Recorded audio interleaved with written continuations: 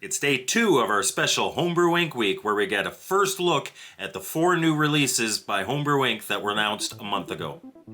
Today, it's another port of an Atari game, although unlike yesterday, it's entirely possible that even if you've heard of this game, you've never played it. Let's take a look at Caverns of Mars for the Intellivision.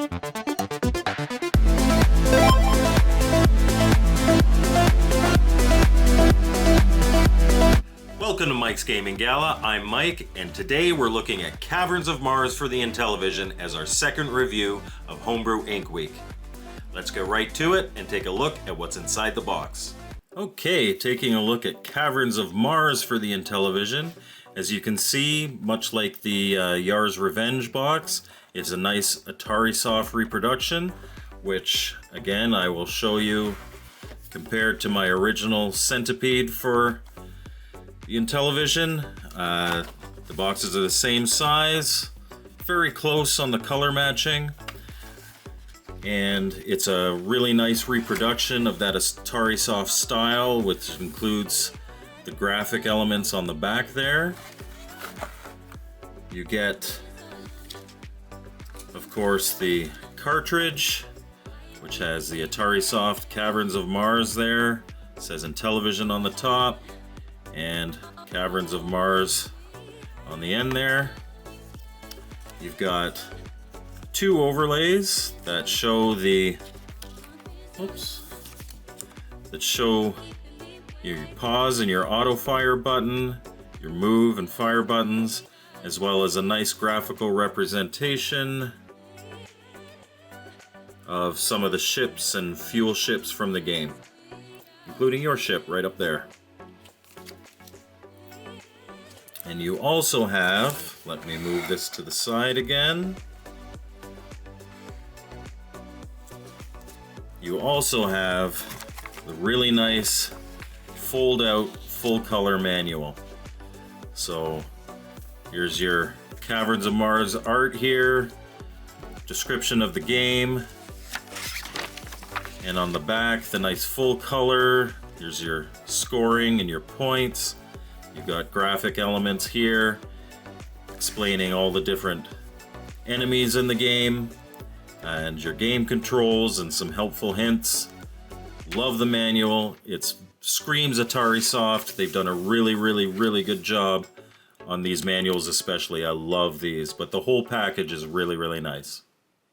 So that's the packaging. Let's get right into the game. Loading the game, you get this cool Atari splash screen with an eerie alien sounding drone.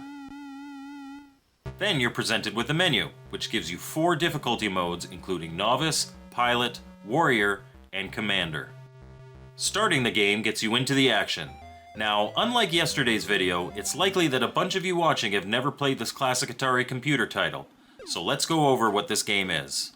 You play as a ship navigating through a cavern filled with dangerous obstacles. And that cavern is on Mars, obviously. The goal of the game is to get to the bottom of the cavern, place a bomb, and then escape before the bomb explodes. Caverns are split into sections, and the higher difficulty level you play, the more sections there will be. Descending into the depths, avoid hitting anything, while at the same time blasting as much as you can with your laser cannons. Shooting stuff isn't just for points either. Your ship has limited fuel, and that's replenished by absorbing energy from destroyed Martian fuel tanks and rockets.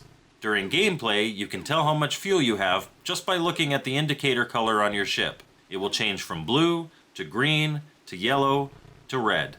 If your ship runs out of fuel, you'll explode just as if you had hit something. Obstacles in the caverns range from benign items sitting on ledges that just require some careful maneuvering, to waves of enemy ships flying up towards you in mines, to these damn laser gates that blow me up far more often than they have any right to.